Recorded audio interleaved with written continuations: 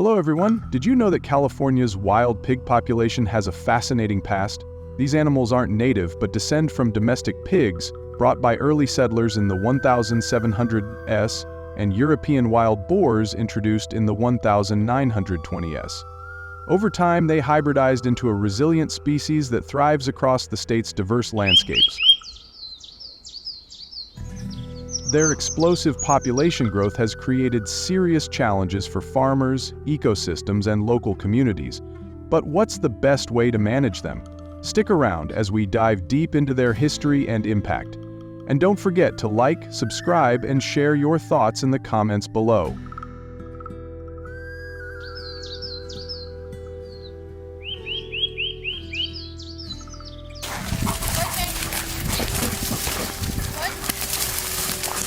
Under the cover of darkness, wild boars invade farms, tearing through fields in search of food and water.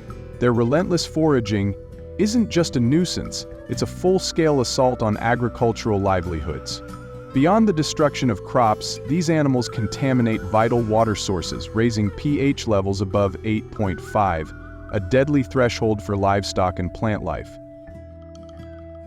As productivity declines and economic losses pile up, farmers are left scrambling for solutions. But how do we stop a predator with no fear and no limits? Is hunting enough, or do we need a more aggressive approach? Let's break it down.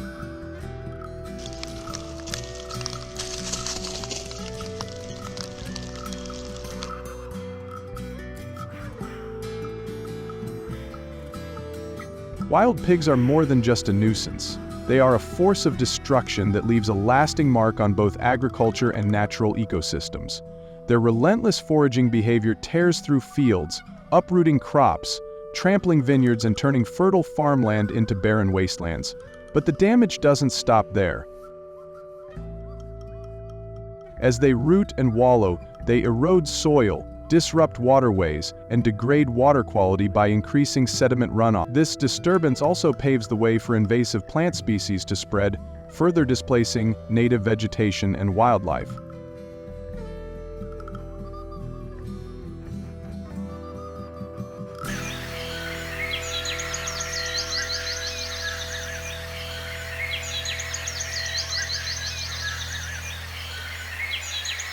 While hunting is effective, farmers in Texas also rely on well-designed traps to control the relentless spread of wild boars. These round iron enclosures are strategically placed in areas where the animals are most active, luring them in with corn or specially formulated chemical scents. Once triggered, these traps can capture entire groups up to 15 boars at a time, helping to curb population growth efficiently. Farmers monitor their success using underground tracks and advanced camera systems, ensuring swift action. This method provides a controlled, large-scale approach to reducing damage and restoring balance.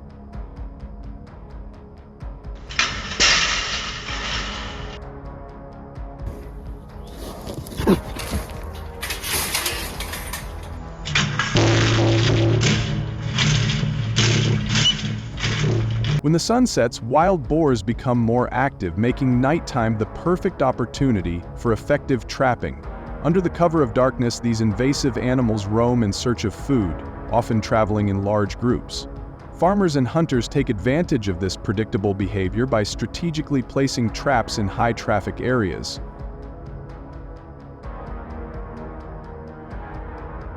The results speak for themselves. Trapping at night has proven to be twice as effective as daytime efforts. With increased capture rates, this method helps control wild boar populations faster, reducing agricultural damage and minimizing the strain on Texas farmers and ranchers. Oh shit, grab the gun.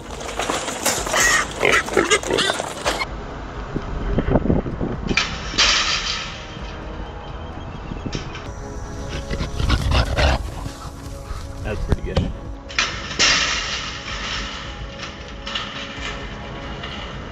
When it comes to controlling invasive wild boars, hunting, especially at night, has proven to be a game changer. Unlike daytime hunting, where visibility and boar behavior make success unpredictable, night hunts take advantage of the animal's natural movement patterns. Skilled hunters can eliminate 20 to 30 boars in a single night, dealing a significant blow to overpopulated herds.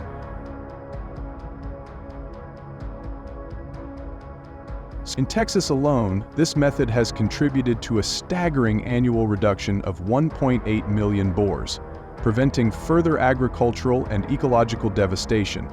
With the right tools and strategies, night hunting has become a frontline defense against an otherwise unstoppable invasion.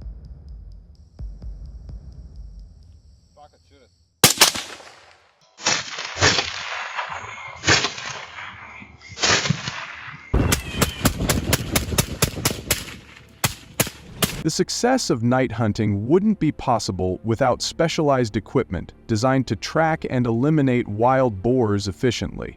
Thermal binoculars and high-powered lights give hunters an edge, allowing them to detect movement in complete darkness.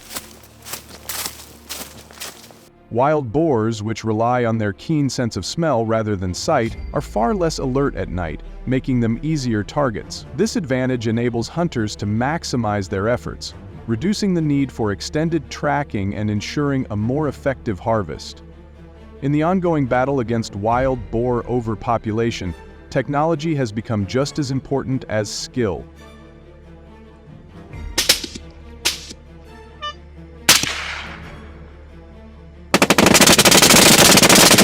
The challenge of controlling wild pigs in California is complex, with far-reaching consequences for agriculture, ecosystems, and local communities.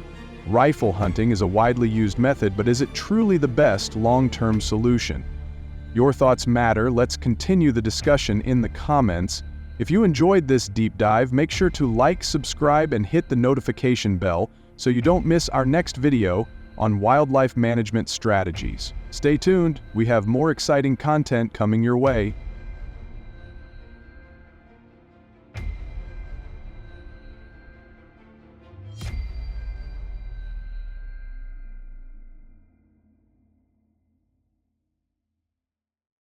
Have you heard about the alarming event in a small Alaskan town where a woman had an unexpected and intense encounter with a wild fox while cleaning her car?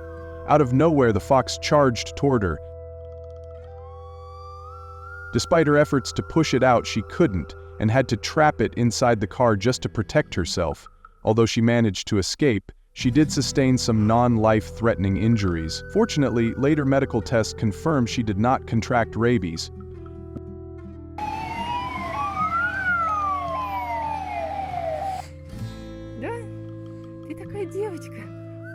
This unsettling moment is a powerful reminder for those living in Alaska to stay alert. But what's behind this growing wave of fox sightings and attacks? How much impact have they really had on local communities? Stick around as we dive deep into the situation. And don't forget to hit subscribe. We're on the road to 10,000 subscribers, and your support means the world.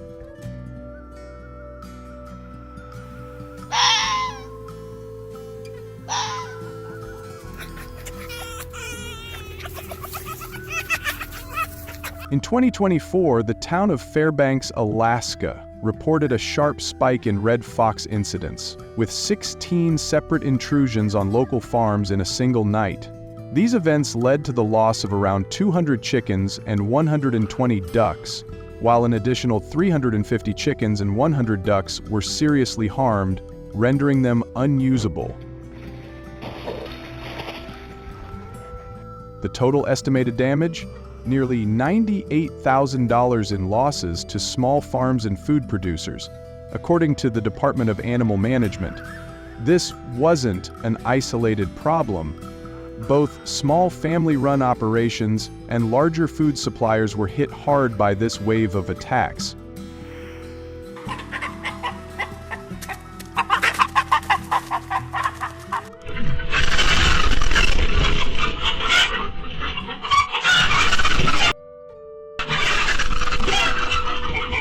To counter this, the Alaskan government launched a focused predator management plan, aiming to reduce the red fox population to below 15,000.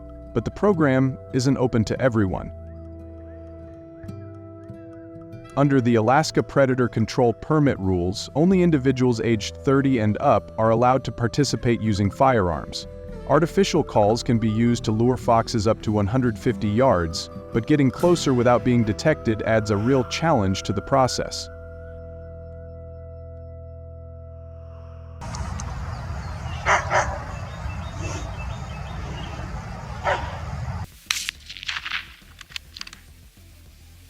Hunting these foxes takes place deep in Alaska's rugged wilderness, where success demands skill, patience, and serious preparation.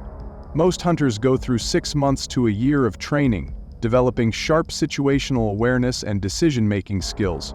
In the field, stealth is critical. Hunters often lie prone or crouch low to stay hidden. Rifle models like the Remington 22-23 are popular choices, especially during the winter hunting season, December to February, when snow makes tracking easier.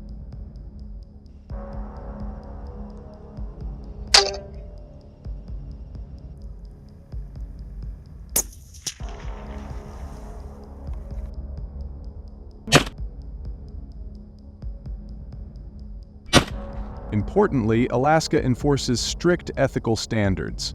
It's illegal to target pregnant foxes, and every step must support responsible population control. Night hunting permits were issued to 150 experienced hunters, each tasked with harvesting up to 75 foxes in 3 months. Since foxes are most active after dark, hunters use headlamps and mounted lights for visibility.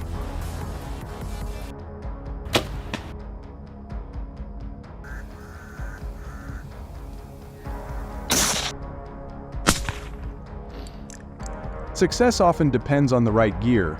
Light caliber rifles like the 0.17 HMR or 0.22 2050 are preferred for their accuracy and minimal damage to pelts.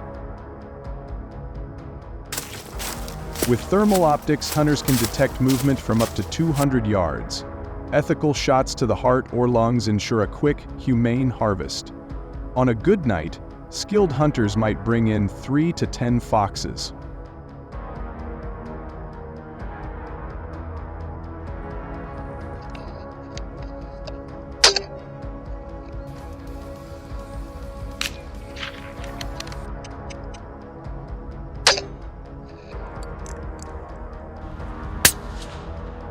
In many areas, red fox hunting is more than just population control, it's become a part of cultural duty and heritage. Still, strict regulations exist to preserve ecological balance. Conservation groups have raised valid concerns about noise and environmental stress linked to frequent hunting activities. As an alternative, some experts recommend non-lethal tools like electric fencing to deter foxes and protect livestock. What do you think?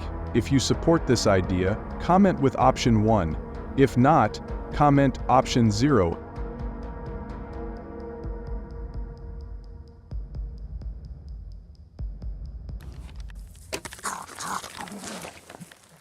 These strategies are just part of a larger discussion around managing invasive species and protecting local communities. Got a better idea? Share it below. We'd love to hear your take. If you enjoyed this story, please like, share, and subscribe to support the channel. And don't forget to pass it along to friends, especially those living or working near wildlife zones. Thanks for watching, and see you in the next video.